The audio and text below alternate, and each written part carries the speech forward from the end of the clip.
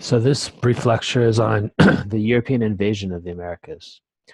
So first, the conquistadores from Spain, they really set the foundation of the colonization and the conquering of the Americas, really in the early 1500s, soon followed by the French, the Dutch, and the English, who soon became challengers to the Spanish rule and rivals of Spain throughout the Americas. And on the right, you can see the different geographic distributions of the different empires.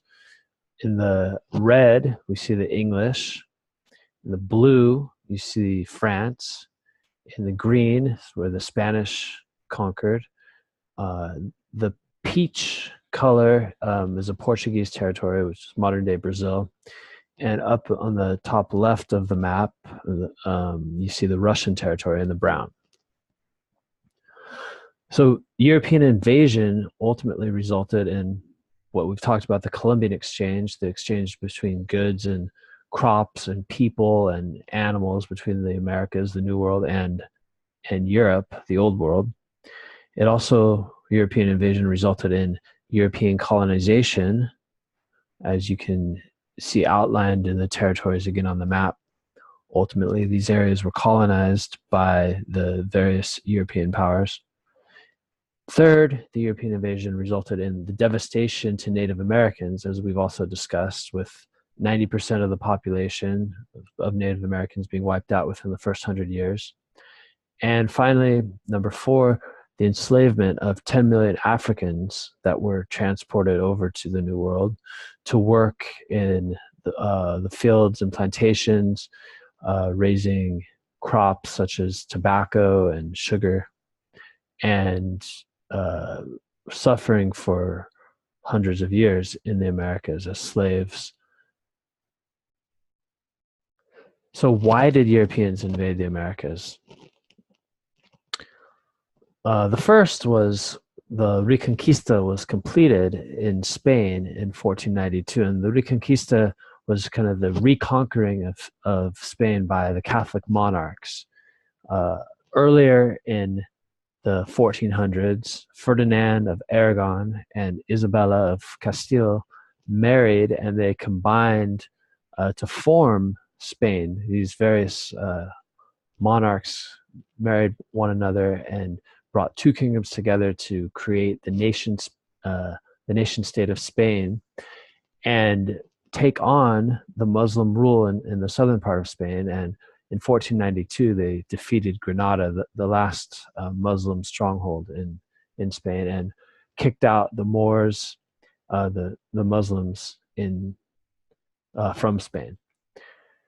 So now Spain was a unified power and a growing Catholic power.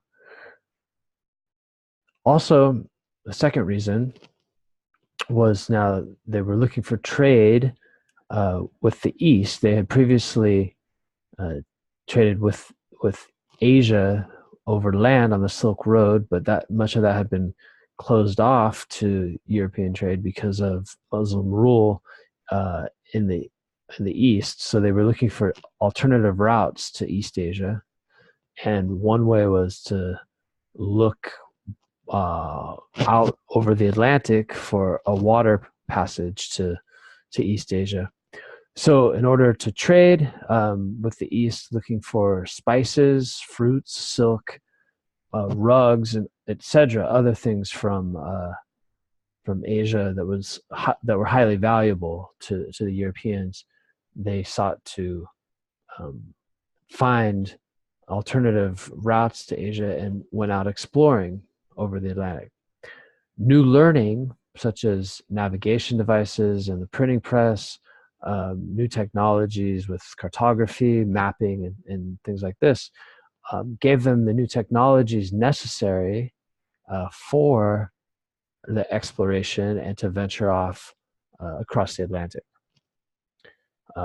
Nation states, the combination of the two kingdoms, as I mentioned, created the Spanish nation state, which was now wealthier and now supported with this notion of a national glory that they were looking to spread beyond their borders and show their strength and power throughout the world.